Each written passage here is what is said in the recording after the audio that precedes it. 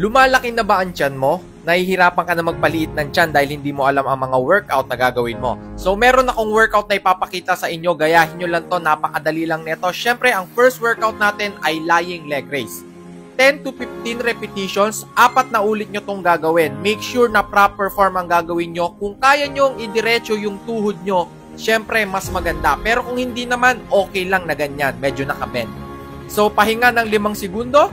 Tapos, next natin, ito ang tinatawag kong, alternate leg raise. Okay? Alternate leg raise. 20 repetitions to. 10 sa kabila, tapos 10 din sa kabilang paa. Okay? Medyo mahirap to guys kasi tuloy-tuloy. Ang pahinga lang natin dito, 5 seconds lang after ng workout. Tapos 4 na ulit natin tong gagawin. Pero mapapangako ko sa inyo, lahat ng sakit, okay? Lahat ng sakit na mararamdaman nyo ay talagang worth it. Okay? So ang next natin, ang tawag ko dito ay scissor.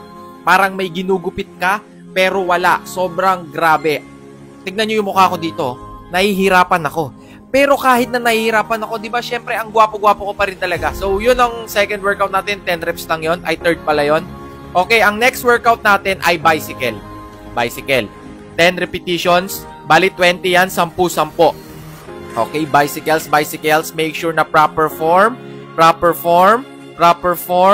Then, after nyan, guys, hindi pa nagtatapos dyan ang workout. I-reverse natin yan.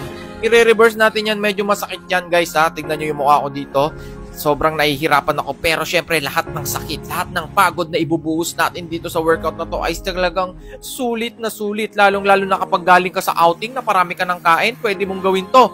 Araw-araw pagkagising mo. Okay? Para, syempre, lumiit ang tiyan mo.